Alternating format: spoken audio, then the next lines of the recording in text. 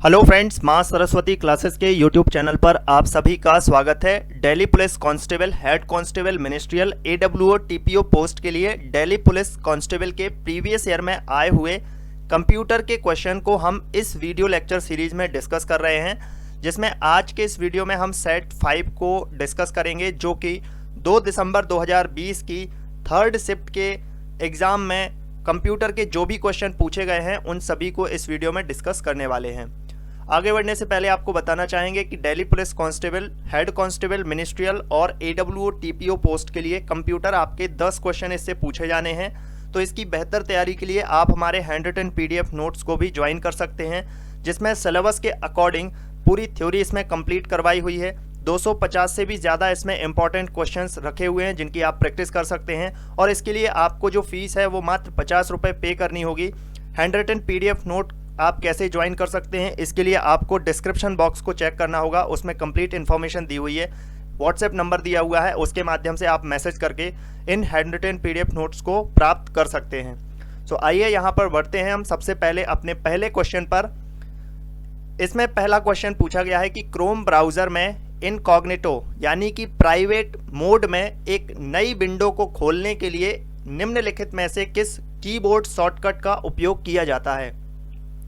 आपको बता दें कि हर शिफ्ट में क्रोम ब्राउज़र से रिलेटेड एक क्वेश्चन जरूर पूछा गया है, और आगे पूरी संभावना है कि इससे एक क्वेश्चन जरूर पूछा भी जाएगा, क्योंकि जहां आपकी जो भी वर्क प्रोफाइल है उसके अंतर्गत आपको क्रोम ब्राउज़र पर भी काम करना होगा। तो उसमें आपके काम को और अच्छे तरीके से एफिशिएंट करने के लिए इसमें शॉर्टकट की का उपयोग करना होता है। तो 15 से 16 इंपॉर्टेंट शॉर्टकट की होती हैं, जिनके लिए हम बहुत जल्द ही वीडियो लेकर के आएंगे। तो वहाँ से आपका एक क्वेश्चन 100% अगर एग्ज़ाम में पूछा जाता है, फिर वो आप क्वेश्चन अटेम्प्ट कर पाएंगे। यहाँ फिलहाल क्वेश्चन की बात करते हैं।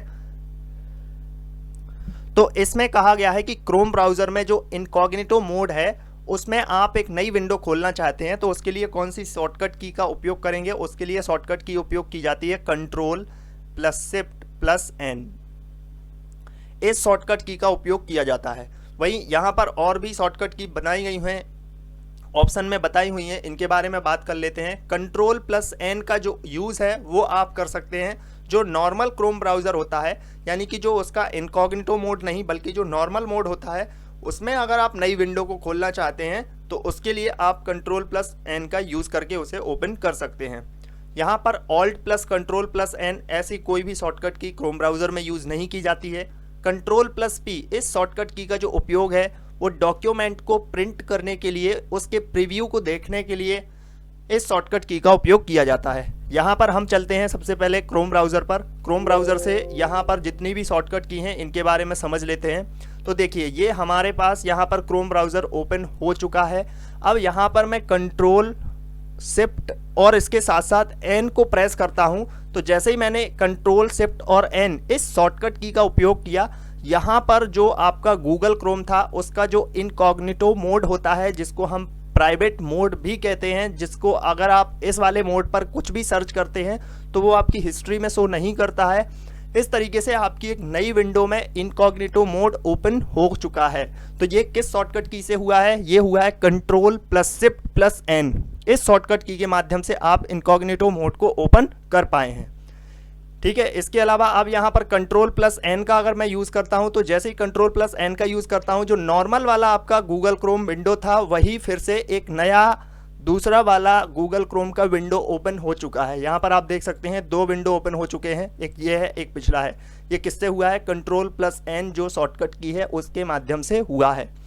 अब अगर आप Ctrl+P का यूज़ करते हैं तो इसके माध्यम से आपको क्या कर सकते हैं? प्रिंट कर सकते हैं। ये आप देख सकते हैं Ctrl+P जो शॉर्टकट की है वो यहाँ पर उपयोग की गई है। इसके माध्यम से आप जो भी डॉक्यूमेंट है उसको आप प्रिंट करना चाहते हैं तो इस तरीके से आपके सामने Ctrl+P का यूज़ करके आप इसे प्रिंट कर सकते हैं। तो ये जितनी भी शॉर्टकट की थी यहाँ पर हमने इनको डिस्कस कर लिया है। सो यहाँ पर हमारा क्या आंसर होता है? यहाँ पर आंसर होता है Ctrl+Shift+N। इसके माध्यम से हम इनकॉग्निटो मोड की नई विंडो को ओपन कर सकते हैं। आगे क्वेश्चन पर चलते हैं। इसमें कहा गया है कि जब आप MS वर्ड के नए संस्करणों जैसे कि वर्ड 2016 में एक नई फाइल को खोलते हैं तो डिफ़ॉल्ट पेज मार्जिन के तौर पे क्या सेट होता है। MS वर्ड को आप डिफ़ॉल्ट तौर पे खोल रहे हैं तो जो पेज मार्जिन है वो किस प्रकार का होगा उसमें। तो यहाँ पर मैं आपको बता दूं कि पेज मार्जिन किस प्रकार का होगा, वो आप देख सकते हैं।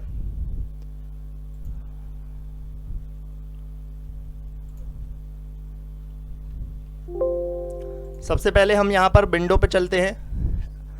ओके, MS वर्ड यहाँ पर हमने ओपन कर लिया है। MS वर्ड को ओपन करते ही यहाँ पर आपके सामने जो पेज मार्जिन दिखाई दे रहा है, ये आपने MS वर्ड को नॉर्मली ओपन किया तो ये किस प्रकार का है, ये नॉर्मल प्रकार का है।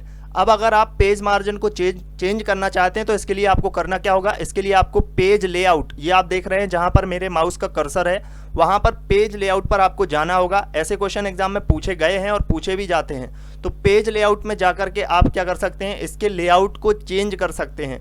इसके लेआउट को आप क्या कर पाएंगे, पेज लेआउट में जाकर के चेंज कर पाएंगे।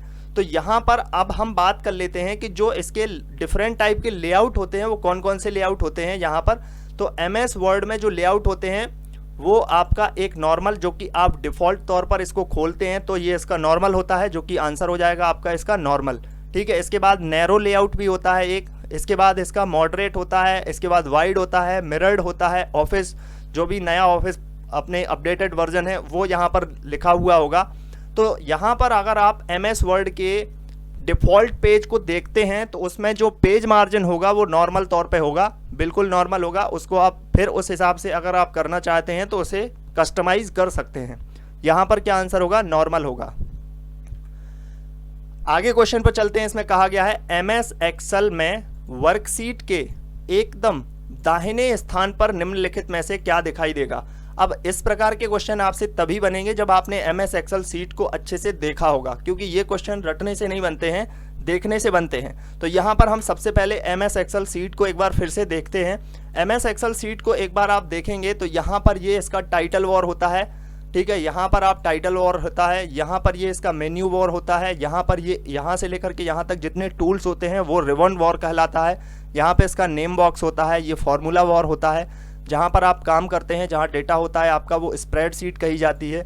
यहाँ पर ये वर्कशीट टैब कहा जाता है। अब आप ध्यान देंगे यहाँ पर जो आपका ये वाला जो आपको स्क्रॉल वॉर दिख रहा है ना, इसी को वर्टिकल स्क्रॉल वॉर कहा जाता है। ठीक है, जब आप माउस पर क्लिक करके इसको नीचे की ओर खिसकाते हैं तो वर्कशीट क्या होती है, ऊपर की ओर जाती है।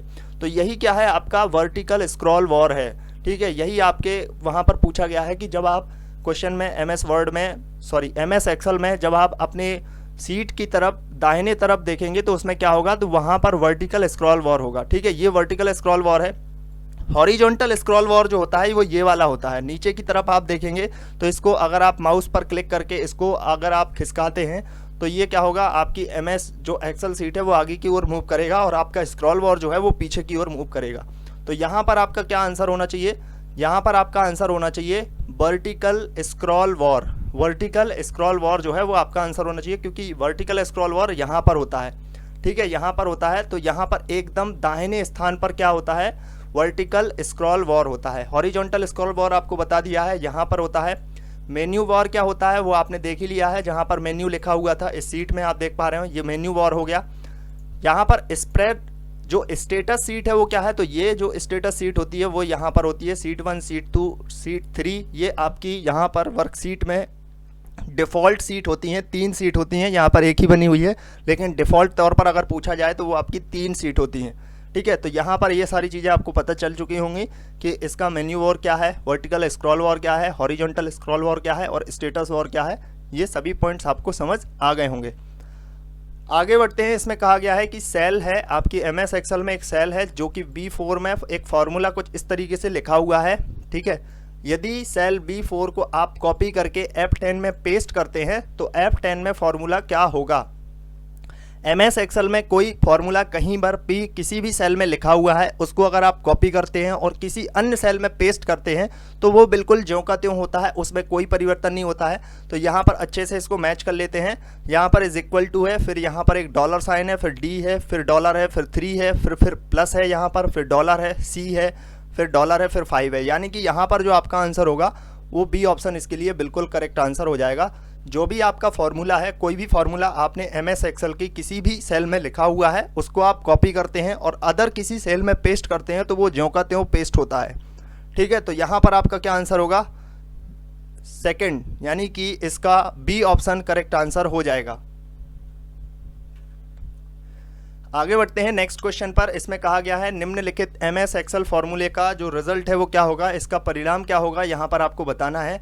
तो यहाँ पर फैक्ट लिखा हुआ है। फैक्ट का मतलब क्या है, ये फैक्टोरियल है। अब यहाँ पर फैक्टोरियल है तो 5 - 4 ये इस तरीके से लिखा हुआ है और इसका फैक्टोरियल आपको बताना है। तो इसका 5 में से 4 यानी कि आप 5 में से 4 जाएंगे तो क्या बचेगा, 1 बचेगा। 1 का फैक्टोरियल क्या होता है, 1 का फैक्टोरियल 1 ही होता है। तो यहाँ पर आपका आंसर होगा 3 जो है थर्ड ऑप्शन इसके लिए करेक्ट आंसर हो जाएगा। ऐसे क्वेश्चन भी एग्जाम में लगातार पूछे गए हैं और पूछे भी जाएंगे। एमएस एक्सेल पर जो भी फॉर्मूले से रिलेटेड क्वेश्चन है वो पूछे गए हैं, ठीक है। नॉर्मली प्लस माइनस करके भी पूछे गए हैं, फैक्टोरियल वाले भी पूछे गए हैं, सीलिंग वाले भी पूछे गए हैं। अन्य अगर कोई और फार्मूला आता है तो वो भी आपको बताएंगे। बाकी एमएस एक्सेल पर जो भी नॉर्मल टाइप के फार्मूले लगाए जाते हैं वो मैं आपको एक सेपरेट वीडियो लेकर के आऊँगा, उसमें सभी फार्मूले को डिस्कस कर लूँगा, जिससे अगर आगे ऐसा कोई क्वेश्चन आता है तो वो आपसे ज़रूर बने। नेक्स्ट क्वेश्चन पर चलते हैं। इसमें कहा गया है कि बताइए कि एमएस वर्ड के संबंध में निम्नलिखित में से कौन सा स्टेटमेंट सही है या फिर कौन सा स्टेटमेंट गलत है। पहले स्टेटमेंट को पढ़ते हैं। इसमें कहा गया है कि एक डॉक्यूमेंट फाइल में बुलेटेड और नंबर्स दोनों लिस्ट हो सकती हैं। कोई डॉक्यूमेंट फाइल है उसमें बुलेट्स और नंबर दोनों को आप लिस्ट कर सकते हैं या नहीं कर सकते हैं। तो ये बात बिल्कुल सही है। एमएस वर्ड में आप कोई डॉक्यूमेंट तैयार कर रहे हैं, उसमें आप डॉक्यूमेंट के दौरान उसमें बुलेट्स लगाना चाहते हैं, उसमें नंबर्स डालना चाहते हैं तो आप ऐसा कर सकते हैं। ये बात बिल्कुल सही है, यानी कि फर्स्ट स्टेटमेंट इसका सही हो जाता है। सेकंड स्टेटमेंट में कहा गया है कि एमएस वर्ड डॉक्यूमेंट में पेज मार्जिन को कस्टमाइज किया जा सकता है। बिल्कुल कस्टमाइज किया जा सकता है। अभी अभी हमने जाना है कि इसमें बहुत सारे मार्जिन्स होते हैं, नॉर्मल होता है, मिरर्ड होता है, उसके अलावा आप उसको कस्टमाइज़ कर सकते हैं नॉर्मल तौर पे भी। तो ये बात भी बिल्कुल यहाँ पर सही है, यानी कि दोनों स्टेटमेंट सही हैं, इसलिए इसका आंसर हो जाएगा फर्स्ट ऑप्शन। आगे बढ़ते हैं अगले क्वेश्चन पर। इसमें कहा गया है POP3 एक ईमेल संबंधित प्रोटोकॉल है। POP3 में संख्यात्मक मान जो है वो 3 क्या दर्शाता है। सबसे पहले तो POP के बारे में आपको बताना होना चाहिए। ये POP जो है वो एक प्रकार का हमारा क्या है, पोस्ट ऑफिस प्रोटोकॉल है, ये इसका फुल फॉर्म है। और POP एक क्लाइंट सर्वर प्रोटोकॉल होता है जिसका उपयोग जो है वो इंटरनेट पर उपलब्ध मेल सर्वर में से मेल को डाउनलोड करके क्लाइंट के मेल सॉफ्टवेयर तक पहुंचाना इसका कार्य होता है। तो POP से रिलेटेड इसका फुल फॉर्म भी पूछा गया है और ईमेल से संबंधित और पहले भी क्वेश्चन पूछे गए हैं, आगे भी पूछे जाएंगे। तो POP जो है उसमें यहाँ पर 3 लिखा हुआ है। ये इसमें जो 3 लिखा हुआ है वो क्या डिनोट करता है, ये डिनोट करता है इसके वर्जन को डिनोट करता है, यानी कि इसका जो संस्करण है वो यहाँ पर 3 जो है वो डिनोट करता है POP3 के साथ जो यहाँ पर लिखा हुआ है। आगे क्वेश्चन पर चलते हैं। इसमें कहा गया है कि निम्नलिखित में से कौन सा एक वेब सर्च इंजन नहीं है। यहाँ पर सर्च इंजन नहीं है, इसके बारे में आपसे पूछा गया है। तो देखिए विंग जो होता है वो एक सर्च इंजन है, गूगल भी एक सर्च इंजन है जो कि हम सबसे ज़्यादा उपयोग करते हैं, वाइडू भी एक सर्च इंजन है, जबकि सफारी यहाँ पर सर्च इंजन नहीं है। वाइडू जो सर्च इंजन है वो चाइना में उपयोग किया जाता है क्योंकि वहाँ पर गूगल को बैन किया हुआ है, तो वो लोग अपना खुद का एक सर्च इंजन यूज़ करते हैं जिसका नाम है बाइडू। यहाँ पर आप इसके लोगो को भी देख सकते हैं। जो बाइडू है उसका लोगो कुछ इस प्रकार से होता है और ये चाइनीज सर्च इंजन है। इसके अलावा आप विंग बहुत पहले आपने यूज़ भी किया हुआ होगा, ठीक है। इसके साथ साथ ये गूगल जो कि हम सबसे ज़्यादा उपयोग करते हैं। तो ये 3 सर्च इंजन है, जबकि सफारी जो है वो सर्च इंजन यहाँ पर नहीं है। अगले क्वेश्चन में चलते हैं। इसमें कहा गया है कि निम्नलिखित में से कौन सी कीबोर्ड शॉर्टकट एमएस वर्ड में एक खुली फाइल को सेव करने के लिए Ctrl+S के समान होती है। एमएस वर्ड में कोई आपके पास फाइल खुली हुई है, आप उसे सेव करना चाहते हैं, तो आप उसके लिए कौन सी शॉर्टकट की उपयोग करते हैं, Ctrl+F का आप उपयोग करते हैं। लेकिन इसके साथ साथ एक और शॉर्टकट की होती है जो कि सेम काम करती है, यानी कि आप जो फाइल है उसको सेव करना चाहें तो इसके लिए आप Shift+F12 का भी उपयोग कर सकते हैं। यहाँ पर आपका आंसर होगा Shift+F12, ये इसके लिए बिल्कुल करेक्ट आंसर हो जाएगा। आगे क्वेश्चन है एमएस वर्ड के हाल के संस्करणों जैसे वर्ड 2016 में होम मेन्यू के तहत पैराग्राफ कमांड समूह के रूप में निम्नलिखित में से कौन दिखाई नहीं देता है। अभी यहाँ पर आपको बताना चाहेंगे एमएस वर्ड पर सबसे पहले चलते हैं, वहाँ से आपको ये सारी चीज़ें क्लियर हो जाएंगी। तो एमएस वर्ड यहाँ पर ओपन हो चुका है। अब यहाँ पर डिफरेंट टाइप के आपके सामने कमांड ऑप्शन है, जैसे कि यहाँ पर ये इसका थीम ऑप्शन लिखा हुआ है, ये इसका पेज सेटअप लिखा हुआ है, ये पेज बैकग्राउंड लिखा हुआ है और ये है इसका पैराग्राफ। तो पैराग्राफ जो आप यहाँ पर, सॉरी, सबसे पहले होम पे आ जाते हैं। होम में यहाँ पर आपका क्लिपबोर्ड वाला एक कमांड ऑप्शन है, ये फॉन्ट वाला है, ये पैराग्राफ वाला है, ये स्टाइल वाला है, ये एडिटिंग वाला है। तो यहाँ पर पैराग्राफ में अगर आप देखेंगे तो क्या क्या चीज़ आपको दिख रही है। पैराग्राफ में यहाँ पर आपको दिख रही है बुलेट्स, यानी कि पैराग्राफ जो कमांड होती है उसमें क्या है, बुलेट्स होती हैं। वहाँ पर आपकी नंबरिंग भी होती है, ये देख सकते हैं आप, नंबरिंग भी होती है। इसके साथ साथ यहाँ पर मल्टी लेवल लिस्ट भी होती है। इसके अलावा यहाँ पर आपके डिक्रीज इंडेंट भी होता है, इंक्रीज इंडेंट होता है। इसके साथ साथ आप इसमें से जो अलाइनमेंट है उसको लेफ्ट साइड भी कर सकते हैं। अलाइनमेंट का जो पैराग्राफ है उसका अलाइनमेंट आप सेंटर में कर सकते हैं, पैराग्राफ का अलाइनमेंट आप राइट में कर सकते हैं। इसके अलावा आप जो जस्टिफाई है, पैराग्राफ जो है उसका अलाइनमेंट जस्टिफाई भी कर सकते हैं। इसके साथ साथ लाइन और पैराग्राफ की स्पेसिंग कर सकते हैं।